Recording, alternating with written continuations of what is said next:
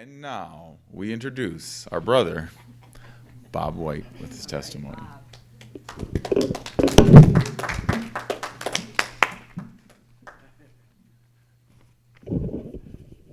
Hello, everybody. They asked me to give my testimony here today. I'm Bob White. If you don't know me, faithful follower of Jesus Christ. And, they asked me to give my testimony here today. And, at first I was a little hesitant because I really feel like I got a long ways to go before I really have a good testimony to tell. But the fact of the matter is that everybody who's accepted Jesus Christ has a testimony. They were someplace else at one time and they're someplace else now, So I'll do my best to let you know how my testimony came about.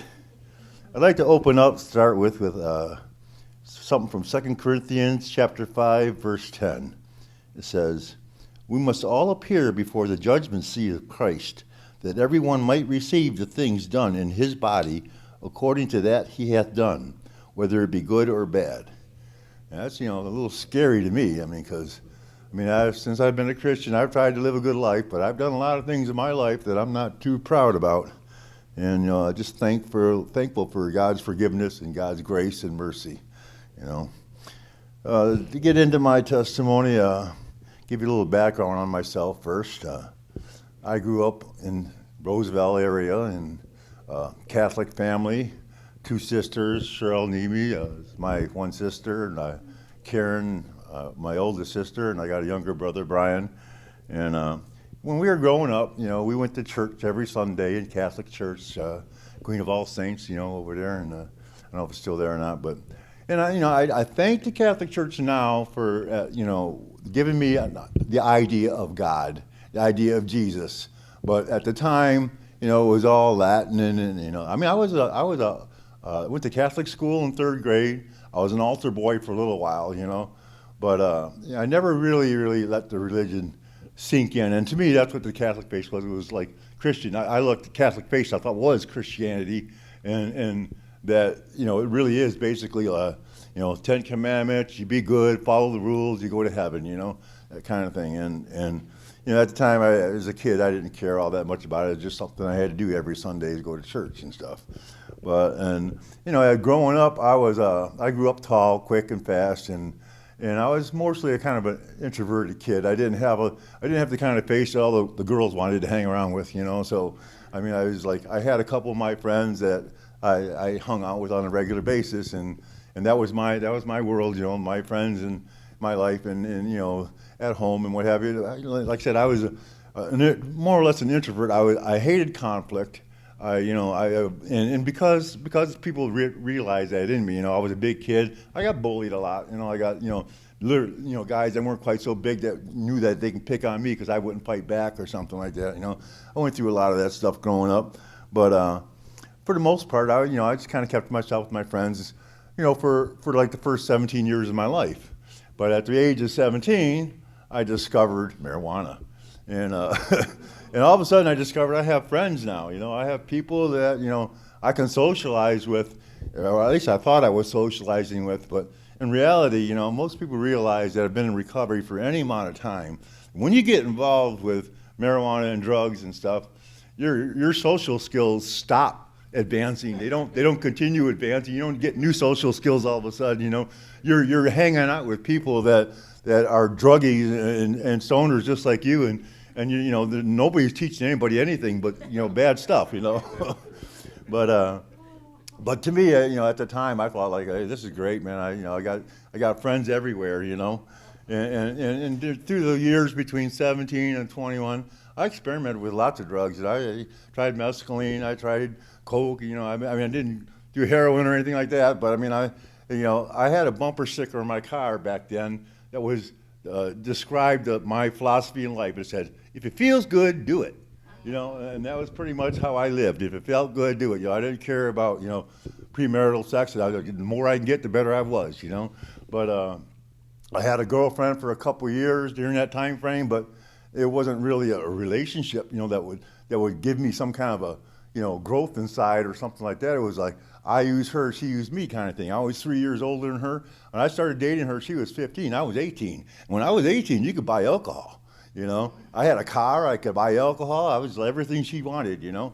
And once in a while she put out for me, that's about it, you know. But it was a meaningless relationship, and I realized after a couple of years that I needed to get out of that. I needed to get away, start, you know, be my own person and all that kind of stuff. So I decided, you know, of course I'm still partying and everything, but I decided to join the Navy. And I signed up for like 6 years in the Navy because I just realized that, you know, it's not going to be enough for, you know, I was going to start out on a 3x3 contract where I was going to get everything I wanted. I was going to have brother duty. I got a brother. My brother was in the Navy at the time, and he was part of an air crew. He never was on a ship. I mean, he was stationed in Hawaii, and then when he deployed, he'd fly over to the Philippines and live in the Philippines for 6 months. And then he'd come back to Hawaii. You know, I thought, man, that sounds like the best duty in the world, you know. But I decided to change my contract to a 6-year contract. I lost all my guarantees, you know. I ended up on an aircraft carrier, which I really didn't want to do. They asked me to go nuclear when I first got in there. I said, well, I'd be on an aircraft carrier or a submarine, won't I? And they said, yeah, that's the only thing that's nuclear, you know. So I said, no, I don't want that, you know. But I ended up on an aircraft carrier anyways, and I actually enjoyed myself. I don't regret my Navy career at all. I mean, I seen a lot of the world, you know. Of course, I was still partying, and I found the people that partied on the boat, you know, and we go to different countries, and we find stuff in those different countries. Spain had a lot of hash, and, you know, Africa had some really nasty stuff, but you know, it was the lifestyle, you know. I mean, the Navy kind of restricted it somewhat. You're on a boat, you know, there's only so much you can do on a boat. But we all managed to bring stuff on the boat and get away with it. But eventually, you know, all things lead to the same road, you know, of destruction and stuff. And you know, the Navy started doing urinalysis. You know, they call every time we pull into port and come back out, they call 2 numbers, and if your Social Security ended in those numbers, you had to go down and get screened, you know. And sure as heck, sooner or later, you know, my number came up, and I didn't pass, you know. I mean, so I went from a 2nd class petty officer down to a 3rd class petty officer right before I left the ship. And then, you know, when I was due to transfer in the Navy, about halfway through my Navy career, I really wanted, I was still hoping to get out to the Philippines and stuff, or, you know, see the rest of the world that my brother got to see. And you know, I was trying to find a small ship somewhere out of San Francisco or something on the West Coast to get me out that way. But I had a really bad connection when I was talking to my detailer and stuff. But I heard him say something about a ship out of San Francisco. So I said, give me that ship, you know. But when I reported for duty there, it turned out that ship was a mail cargo ship that was being used as an oceanographic survey ship. And there was like 30 sailors on it. There was 10 scientists, and there's a bunch of merchant marines. And there was even women on the ship. But you know, it was really nice in one sense that I lived like an officer. I mean, I had my own stateroom. We had a cook that cooked everybody's meal, ordered it, you know, and they cook it for you and stuff, you know. I lived like an officer. But we were just mapping the ocean floor on a certain part of the Pacific, and we went back and forth, and we pulled into Guam for 7 days, go back out and map the ocean floor. So I never got to see anything while I was in there. And eventually, during that time frame, we pulled into Hawaii for a yard period, you know, like the 45 days or something like that, where you do some work on the boat. And of course, being in Hawaii, man, I was sampling all the Maui Wowie and everything that they had there, you know. And the funny thing was, when I got to this boat, I was on it for several months before we went to Hawaii, and they never did a urinalysis. They never called numbers off. And it was like, I figured, well, the crew's so small here, they're not worried about that kind of stuff. But then we get into Hawaii, have a 45-day yard period, we pick up a new XO, and as soon as we go back out to sea, he does a unit sweep. Everybody gets tested, you know. And of course, about 10 of us were all, you know, guilty as heck of partaking while we were in Hawaii.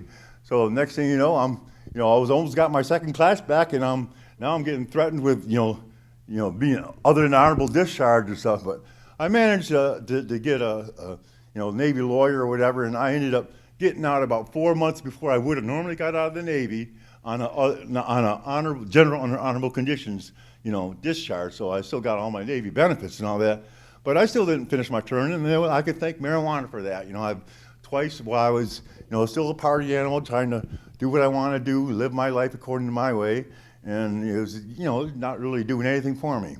But to move on, once I got out of the Navy, I did, you know, one of the things I got in the Navy was training in electronics.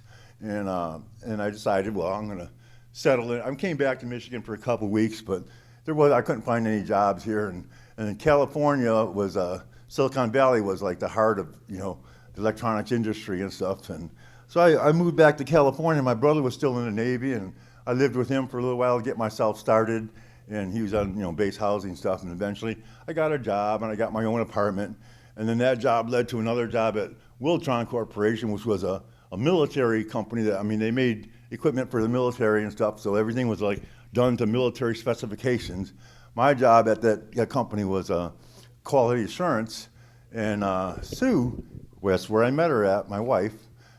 She worked at that company as a assembler, and we both had to go to this class to get certified in order to do what we were supposed to do, because we had to look at the things under microscopes and stuff. They had a lot of standards for the military and stuff.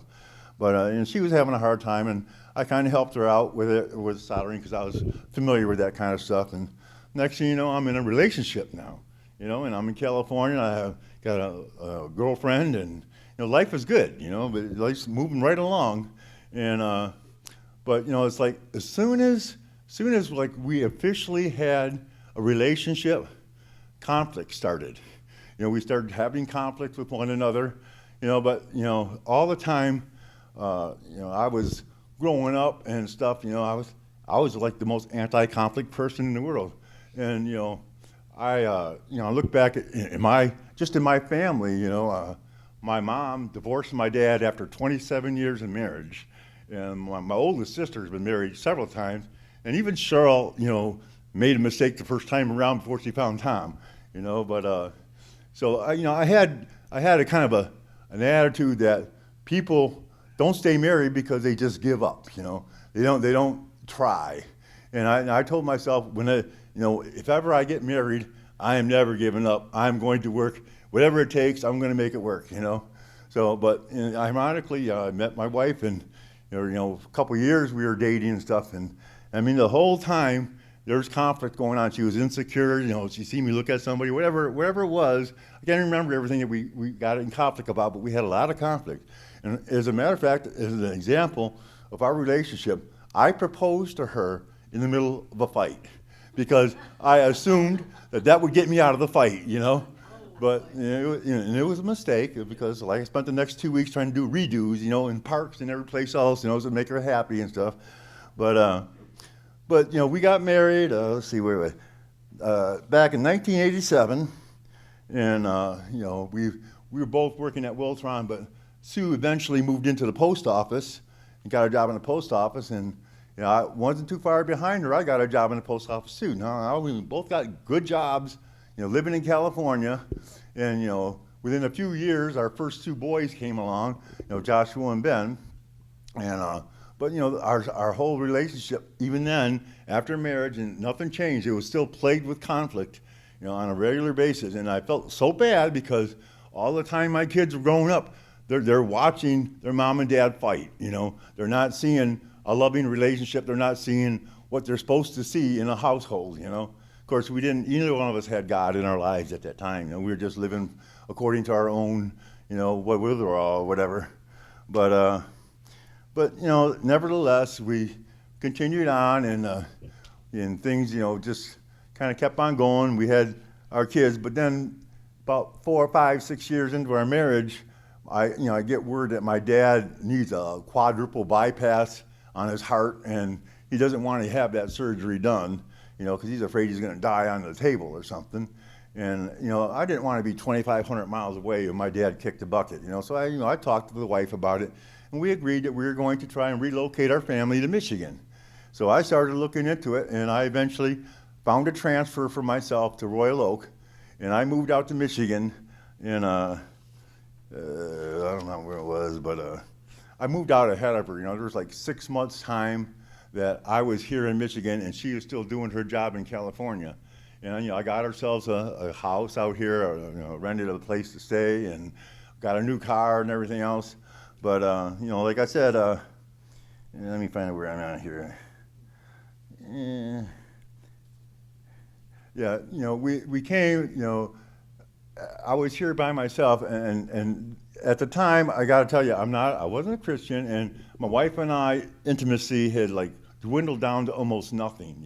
It was like we've been married 6 or 7 years, and I don't want to get into that personal stuff, but it wasn't there, and I was committed to the marriage, but I had the attitude pretty much at the time that if a girl wanted to please me, and I wanted to please her, and that was all there was to it, that it's not it's not the same thing as having an affair with somebody else. Somehow I rationalized that in my mind, and with that attitude, I met a girl out here in Michigan, and with that attitude, like hoping to get a little bit of something, please myself, but I ended up falling in love with her. I mean, she got me emotionally stuck, and it was like, to me, it was a new experience, because in my whole life, even with my wife, I never really experienced a relationship where I was in love with somebody and they showed me that they were in love with me too, And I mean, because there's always like one way or another, somebody was a lot more than the other person, or just things didn't, click the right way or something. But so I thought, like, I thought, I'm going to move forward with this woman now. Everything's going to be great. But I wasn't really looking at the big picture. And there was no time at all talking to my wife on the phone. She realized that what's going on. There's something going on here. And I couldn't lie about it. I couldn't. That one thing about me, I don't like to lie. And it came out, and I told her and what was going on and stuff. And I know I hurt her bad at that point in time. It was a long time ago, and it was like 20 years ago. But in any event, I had to do some serious soul searching, and when we got right down to it, I realized I didn't want to be that guy that abandons his wife and children 2,500 miles away, and they grow up without their dad, just like so many other kids nowadays. So I said goodbye to the girl, even though I was like crazy about her and stuff. I said goodbye, and I went back to California on a vacation to try and patch things up with the wife. And even back then, before I was with the Lord was with me, because while I was in California, my wife got an offer to transfer to Mount Clemens, and so I asked for an extra week. We rented a truck, we packed the whole house up, and moved from California to Michigan, and brought the family out here. But you think that after you have an issue like that, infidelity in a marriage, and you decide you want to reconcile the marriage and make it work, you would think that would be an inspiration to create some kind of change in the dynamics of the relationship to where it improved, But then you're also battling I hurt her so bad, and in the feelings I had for the other woman. It's just a complicated thing, and basically, long story short, moving to Michigan and trying to reconcile the family did not cure all the problems. We still were having a conflict a lot. Although it wasn't totally all conflict, because Lizzie came along, my daughter, after we moved to Michigan. So there was some good times, but there's still a lot of conflict, and we really got to the point in our marriage where we realized, it's like we're practicing insanity. We're doing the same things over and over and over again, expecting different results. So we decided we need to try something different. My sister was coming to church here at Fisherman's and that for quite a while, and so we decided we'll start coming to church and see if that helps us. Maybe we can get some God in our life or something, and it'll turn us around and fix our marriage or something, who knows, But, and really, in a sense, it has, because, when we came into the church, the day I stepped into this church, was really the first step on my journey, first step, on my path of where I'm at right now, my testimony.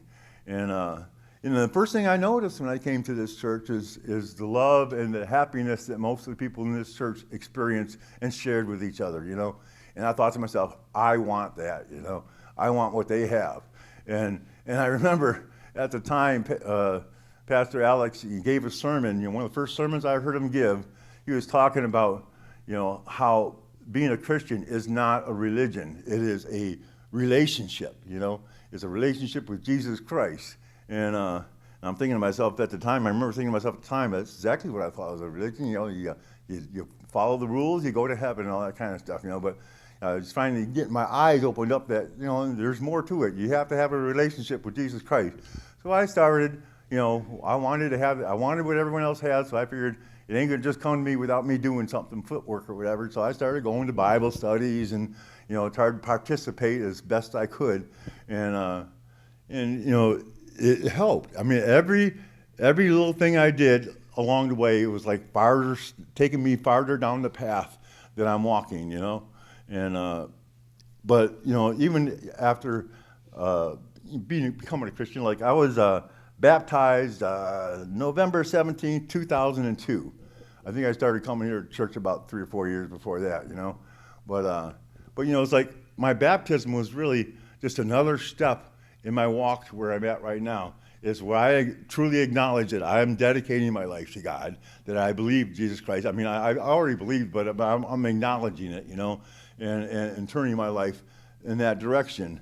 But unlike, you know, some people when they get saved or whatever, they get such an influx of the Spirit of God that, you know, sometimes they're, you know, addictions are just taken away from them, or they might have been high at the time and they're made sober. Miracles happen sometimes with people, you know, but that isn't always the case with everybody. With me, like getting baptized was just another step. It was an acknowledgement that I'm walking on this path and I'm heading where I want to head, you know. But I even walking down that path, my relationship with my wife was still conflictual, you know, to no end. I mean, it's just amazing how many things. But the problem really was, I realize it now, but the problem really is all that time, even as a Christian, even acknowledging Jesus Christ as my Lord, and I'm trying to be the light and all that kind of stuff and trying to live a good Christian life, I was pointing the finger at her. You know, everything that was wrong, every time we get in a fight, you know, she's complaining about me. She's not happy with me. She's doing this, she's doing that, you know. It's all her. And it wasn't until really we started this Celebrate Recovery here in this church that, you know, I started coming here. It made me do the, you know, fearless and moral inventory, you know. And now I do that fearless and moral inventory on a regular basis. Every time my wife and I have a conflict, I do a fearless and moral inventory on how I handle that conflict. Because, I mean, they still happen. I mean, like, there's give you an example. My wife, I have an unconscious habit. I mean, I'm totally unconscious. I'm not thinking about what I'm doing. But when I walk through a room or something, like if I'm walking through the kitchen, lots of times I'll run my hands over a counter or whatever surface is right by there, just kind of like orientating myself where I'm at or something. I don't know what it is, but it's an unconscious thing that I do. But to my wife, my hands are like the dirtiest things in the world, and I'm rubbing them all over the counter, spreading germs at our house, you know. And she's constantly gets in a fight with me, trying to tell me, you just need to think about what you're doing before you do it. But it's like, it's an unconscious thing. How do you think about an unconscious thing, you know? But I usually react wrong. I'll get angry that she's asking an unreasonable thing of me or something like that. But, you know, since Celebrate Recovery has come along and I've started doing moral inventories of myself, I realized I don't always handle that the best way. I could be a little more gentle in my speech, you know. I could have just say I would try anything, you know, to preclude taking the fight, you know, two notches farther along the way or something. And it's through, you know, the use of Celebrate Recovery and all the, you know, 12 steps and self-evaluation and realizing when you have to make amends and doing it, you know, and forgiving people when it's not something you did and it's something they did. You know, if you don't have that forgiveness, you're never going to move forward, you know. And it is critical to you know, advancing and finding that peace that everyone seeks, you know. And so, I mean, I know I got a long ways to go. I mean, they tell you right in the 12 steps, you know, like one of the steps is we're supposed to make daily time to get close to God. So I try to, but, you know, I'm not the strongest to open that Bible up. But, you know, it's a walk. I'm working on it. I'm doing things more and more along the path to eventually get to where I'm going. And everybody's walking different. I mean, I would have loved it if the Spirit of the Lord just filled me and took away all my bad problems and left me with just the minor ones to deal with, you know, and all that kind of stuff. But, you know, everybody's walk is different, But the point is, I know no matter how your walk is, you know, we're all going to the same place. You know, if you accept Jesus Christ as your Savior, you know, we'll all see each other in heaven, and everything will be made known at that point in time.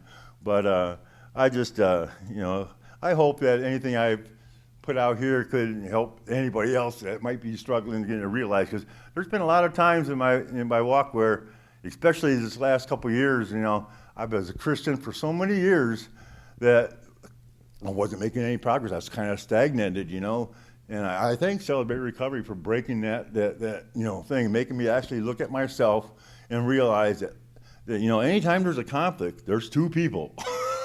There's not just one, you know. And everyone plays a part, and how you react to other people and stuff is all part of it. And you know, I just hope to continue moving forward in that path and getting closer to the Lord, and hopefully, you know, someday I'll say I'm there, but you know, I doubt it. You know, I think we won't be there until we're there. You know? But I thank you for your time, and that's all I got.